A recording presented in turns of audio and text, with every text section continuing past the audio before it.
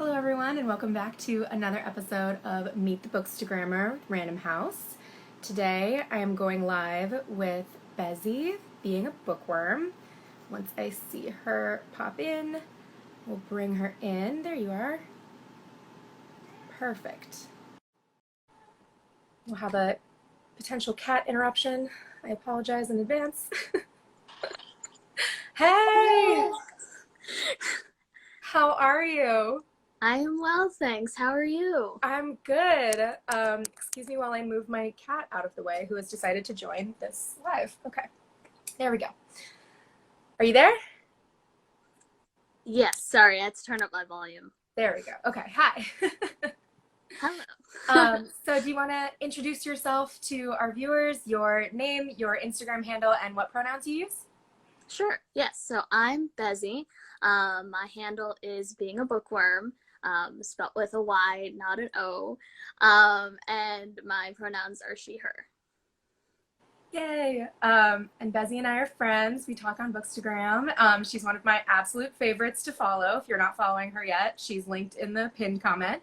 If you have any questions for either of us as we're talking, feel free to drop them in the little comment box, question box down at the bottom.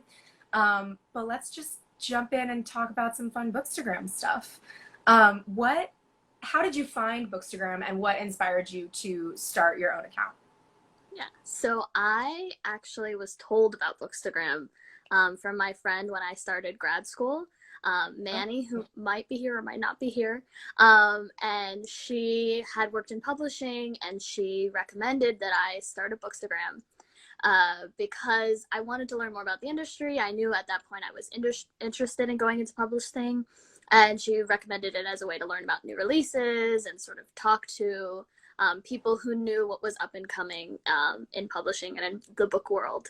And so I started, and I was just sort of wide-eyed and like at all the pretty pictures, didn't really know what I wanted to do yet. And then as I sort of started posting, I realized I was starting in grad school learning that I wanted to focus on particularly fantasy by and about Black people, fantasy, science fiction, speculative fiction more broadly.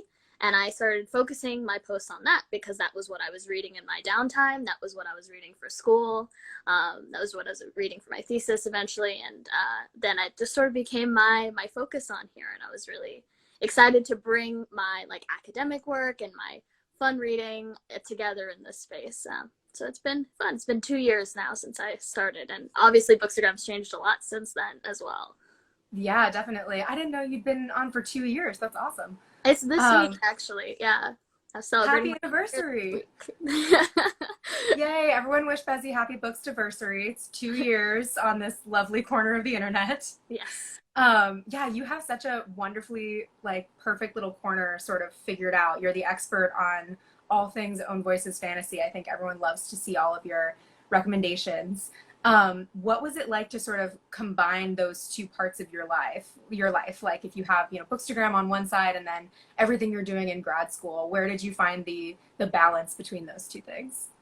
That's a great question. I definitely had moments where I realized like everything was sort of jumbled up together. Like I would read something for school and then post about it on the app, but I was posting about it in a very academic sense because that was how I had been reading it. And so I've been, over the 2 years, I've sort of been working on refining reading a book for, like the academic deconstructing aspect of it, but then also being able to read it at the same time in a very like commercial, this is what makes it fun and marketable to me, like this is what sold the book to me kind of way. And I'm still figuring out how to sort of separate those two voices. I think there was a lot of overlap just because what are the things that drew me to these books is the fact that I wanted representation in fantasy, that I wanted to see myself in these sort of outlandish, out of this world stories.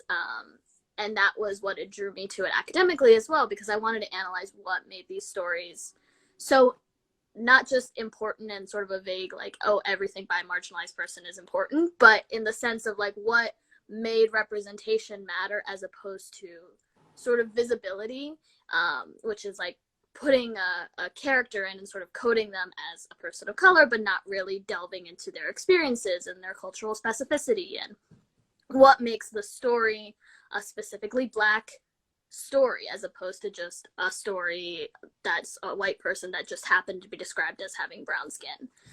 And so I went through that on an academic level through my own grad study, and then I went through that through Bookstagram and trying to explain what the difference is in marketing those two types of stories, something that just has a visibility element versus something that has representation. Love that. Thank you. I feel like I learn something new every time I talk to you. It's amazing. You're just this wealth of grad school knowledge. I love it so much. So speaking of like your thesis and everything, that's like is that basically what your thesis boiled down to, was the difference between visibility and representation? Do you want to Yeah. talk a little bit more about what you researched and what that was all about? Yeah, so I just finished it and graduated in May. Yes, I'm so excited. But it's still fresh in my mind, so I do still talk about it a lot. As everybody who follows me on Bookstagram knows, it comes up too much. It was all Never I thought too about much. for a year. But basically, I ended up, for my thesis, specifically looking at media, fantasy media, which is like shows and movies. The ones that shaped me growing up, particularly in fantasy, were BBC's Merlin, which had a Black Queen Guinevere, Princess and the Frog, which is still the only Black princess in the Disney canon, and Rodgers and Hammerstein's Cinderella, which Yes. of course had Brandy playing Cinderella, the iconic Whitney Houston playing the fairy godmother.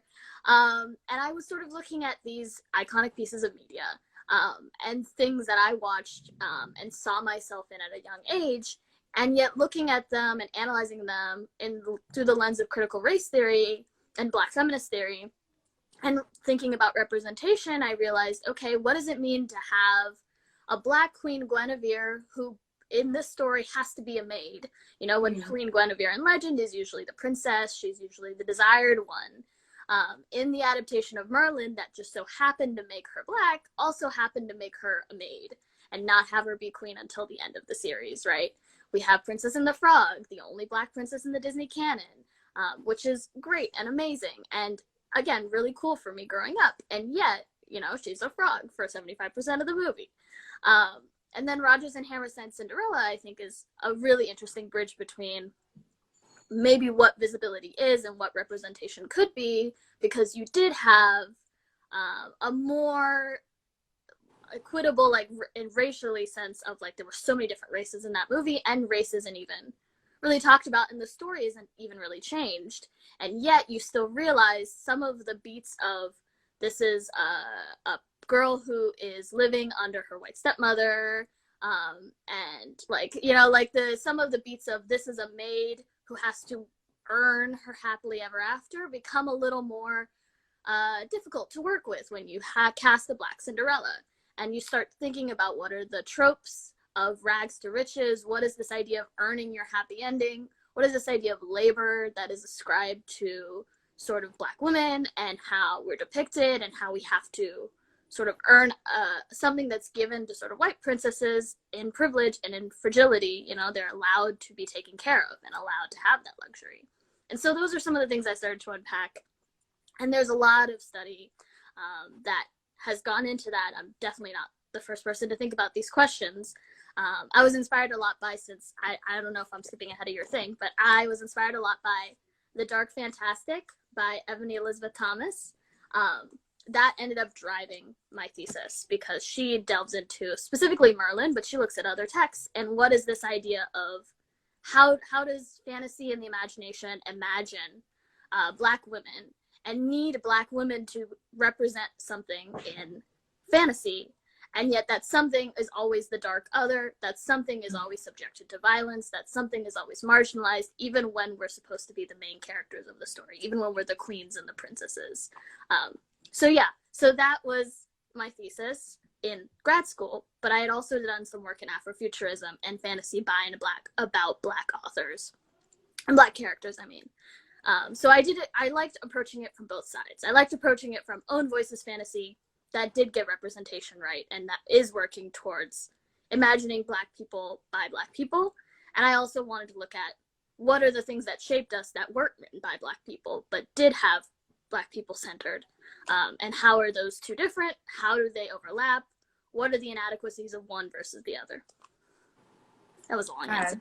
I love it though. I feel like I could listen to you talk about this for years. It's so, so good. Yes, this is the absolutely incredible content that you will get when you follow Bezzy. She's linked down below. Everyone should be following, all of you watching. So to bring it sort of back a little bit to Bookstagram, you showed us one of your like inspiration books. Do you have any others on your list of like absolute favorite books of Own Voices fantasy or something that really inspired you in addition, for your thesis? Yes. So I have, in terms of thesis and Afrofuturism, and people, if you're interested in reading more about that, I always recommend starting with Afrofuturism by Yatash Womack. I was really honored to have talked with her a month ago now. Time is a mess right now, but I did an amazing panel with Yatash Womack, John Jennings, and Nishi Shaw, and Sui Davies, about Afrofuturism and shaping the future. And Natasha Womack wrote this sort of, to some extent, a primer on how the genre has evolved. Some of the authors have been interviewed in this, and does a really great overview. So this is like a really good 101 if you're interested in that. And then, like, in terms of my own current favorites, of course, A Phoenix First Must Burn. Everybody knows, if you've been following me, you know how much I love this book. Yes. Edited by Patrice Caldwell. Yes. Amazing, incredible 16 stories of queer Black girl magic, stories of resistance. There are some dragons that make an appearance, which always makes me happy. And there's just stories about, Elizabeth Acavito wrote for this, and she wrote a story about like the Dominican Revolution, and she there's so many different amazing stories about Black girls in all different sorts of fantasy situations, and I love it, and it's amazing. So read this. I second that one. I absolutely adore that book. Yes. And then The People's Future of the United States, yes, which is another speculative fiction anthology. It has a variety of diverse authors. It's not just Black authors in this one, but I really like it. I particularly love it. I'm going to say I'm biased because N.K. Jemisin has an amazing story in this, which I believe, I'm going to get the title wrong, so let me check, make sure I don't get the title wrong, because I think of it as the dragon cornbread story, but that's not the title. Give me cornbread or give me death. And there are dragons. Yes, that's because I read it and I was like, oh my god, Black girls riding dragons. That's what I want. That's what I want. That's it. That's my brand. And so N.K. Jemisin wrote this amazing story for this anthology. But there are a lot of amazing authors in here. Tanner Reeve-Dew, Justine Ireland, Daniel Jose Older. Anyways, it's amazing. Should read it as well. I have a lot of favorites. I piled some up next to this, and I was like, I probably shouldn't, because I don't know if we have enough time for me to go through all of them. Oh no, please just keep going. I love it. Just gonna keep what I'm here for. Going. Yes, I need more. All right, so N.K. Jemisin again, 100,000 Kingdoms, yes. Which is her debut novel, believe it or not. I always tell people this is her debut novel, and I think people are shocked because, I mean, obviously she's written such amazing stuff since. She's written Broken Earth trilogy, which won 3 Hugos, because she's amazing. But this was her debut novel, and already you see this should also have won just as many awards, if not more, because it is such an amazing book. It is, the main character, Yanine, is a daughter of both the Dar and the Amari people, which are two peoples in this sort of pseudo-epic fantasy world that draws on all the things that you think you know about, the hierarchy of nobility and the monarchy, and the sort of tropes about what epic fantasy looks like. And she is a daughter of both of these two warring tribes, and she finds out she has to go and infiltrate the royalty because she's of their blood. And I can't even get into how amazing this book is because there's so many spoilers, but it is so good. It takes you on such a ride. And Yanine is such an amazing character, and the evolution of what happens to her relation with the deities that are in the story is incredible. You need to read this book if you love the Broken Earth trilogy, and if you loved N.K. Jemisin, read her debut. Highly, highly recommend it. I ended up writing a chapter of my undergraduate thesis on 100,000 Kingdoms. Amazing. So that's how much I loved it, if that's not I see. Mari of Allegedly Mari has already added to cart, so you've got one sale. Yes. Love that. Love it. Hi, Mari. And then my last one, so I don't take up the whole time with this, is A Song Below Water, which just came out. Bethany Morrow wrote this, and she's amazing. She is one of 3 Black authors who came out on June 2nd. Their books came out on June 2nd.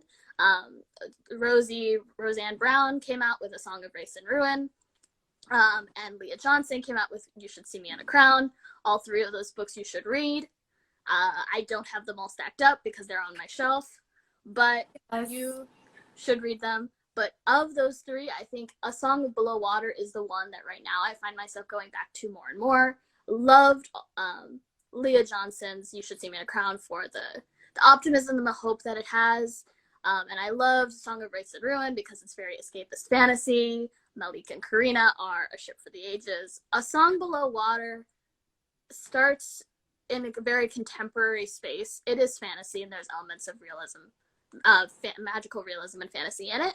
But it starts in a very contemporary space of what does it mean to be a Black girl in primarily white spaces, in spaces that are hostile to you and who you are.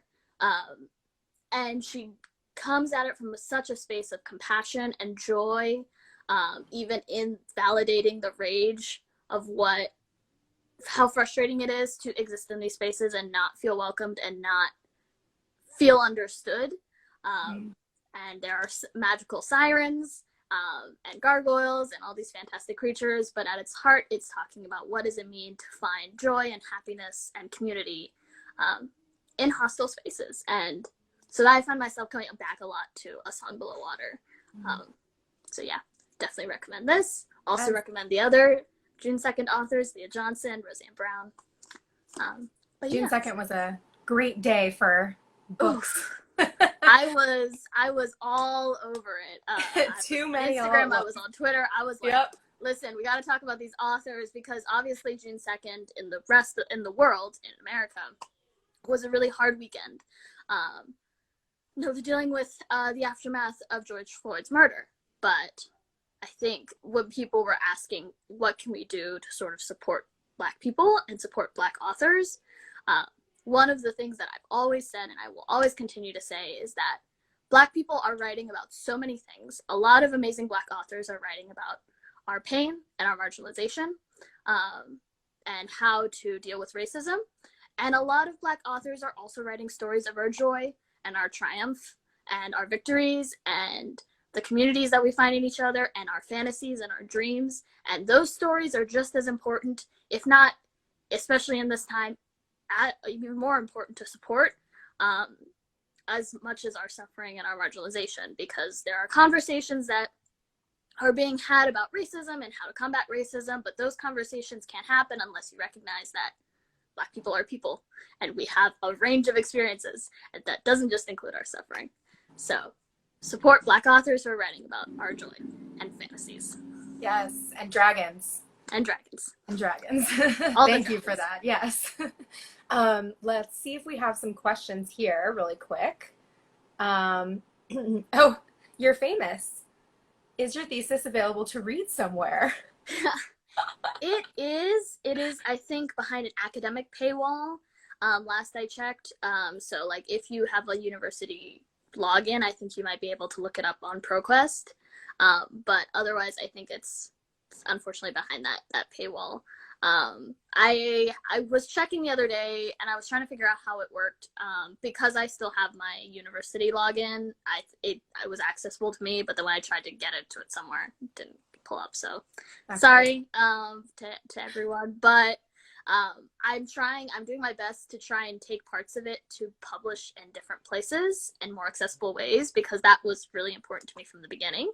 So even if the thesis itself is not super accessible, the material that I got from it and that I believe in will hopefully be available elsewhere in other forms. It's also available on my Bookstagram, because honestly, I took y'all through the whole process of writing my thesis step by step by step. So if you go through some of those posts from the past year, you can definitely follow what I was writing. Yep, I was just gonna say that. If you want to know anything there is to know about the way Bezzy's mind works incredibly and all of the things that went into your amazing thesis, it is on your Bookstagram. She is linked here below. We'll make sure she's tagged and everything when we share this later, so you can very easily find her.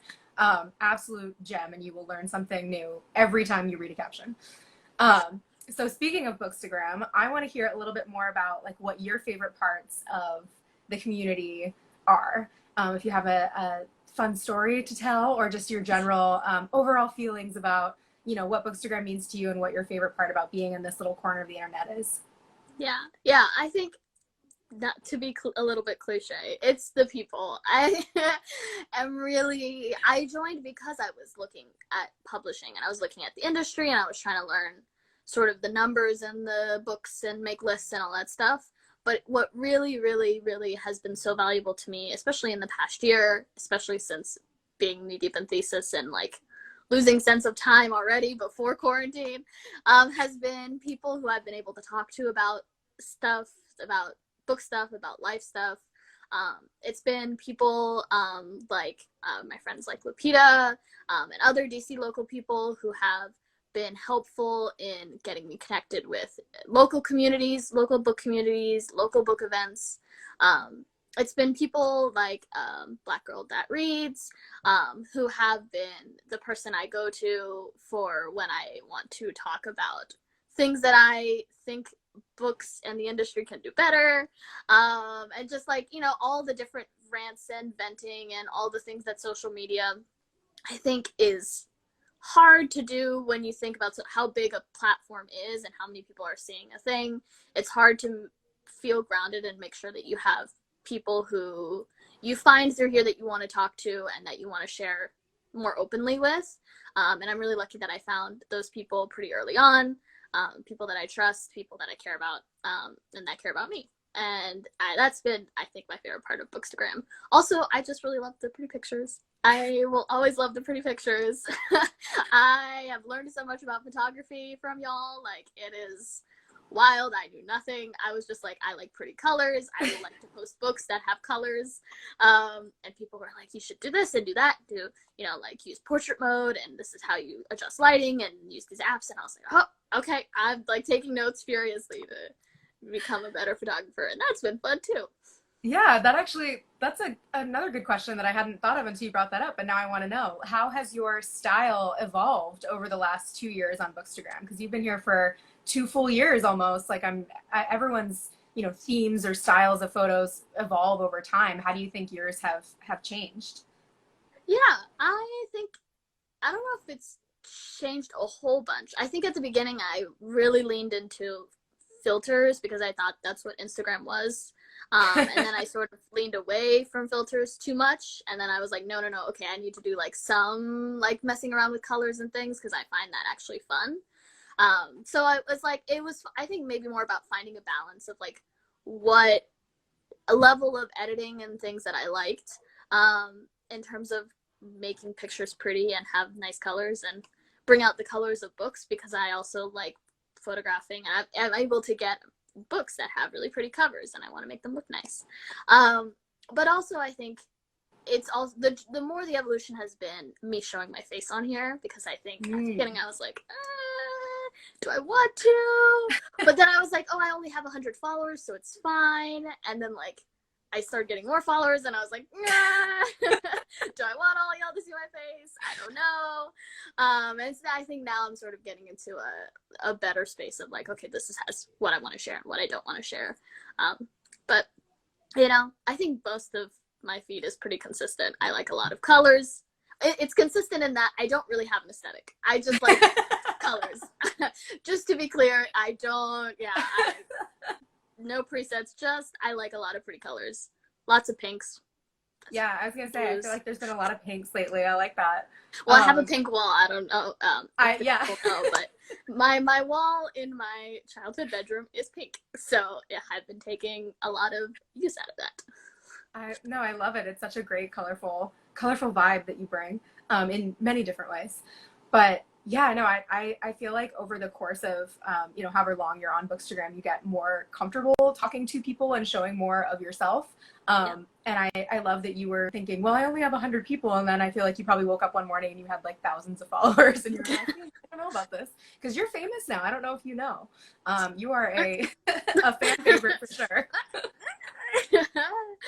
And once we get that thesis published, you're going to be even more famous because so many people in the comments want to read it. Okay, we have a couple minutes left. I feel like you sort of already answered this, but I still want to know who your favorite Bookstagrammers are, or who you want to shout out, I should say. What Bookstagrammers are you loving right now, or are your, you know, close friends that you want to make sure everyone else follows? Sure, yeah. I mean, and you've already had a couple of them on, which is amazing. Bowties and Books, they are amazing. They've been doing amazing work recently, but they've always been doing really amazing work in promoting books by women and non-binary authors, and Black authors particularly. Book of Sins, who you also had on, is doing Read Caribbean, which just wrapped up a bit ago, but I'm still reading Caribbean because I was not reading on time and I'm catching up. But she's amazing.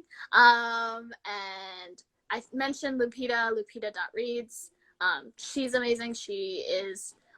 We're in the same local area, but also she is just everywhere in terms of the virtual events that she's doing, promoting Latinx authors. So you should definitely check her out. Black Girl That Reads is also amazing because she's doing a lot of nonfiction recs by Black authors, and I'm still getting into the groove of reading nonfiction that's not for school, and she has been my guide in that. I follow her recs religiously to try and make sure that I'm still reading a little bit of nonfiction, but also not panicking when I'm like, no, this is not for grade. It's not for grade. Not anymore. I'm done. Yeah. Yeah, I think there are so many. I think once you start following Bookstagrammers of color, Black Bookstagrammers, you will see a lot more of your recs. That's the cool thing about the Instagram Explore page. And I mean, the algorithm is something else, but most of the time when you start following a bunch of people, you start getting recced more people in your Explore page and stuff. And that's how I found a lot of Bookstagrammers of color. And going through people's, like, once you follow one person, going through who they're following and sort of doing it that way. Because I think definitely Bookstagrammers need to make sure that they promote each other, and promote marginalized Bookstagrammers at this time and at any time, because what we're talking about is important. And I think the releases that we're trying to promote are also important and deserve attention. And the authors that we're talking about are important.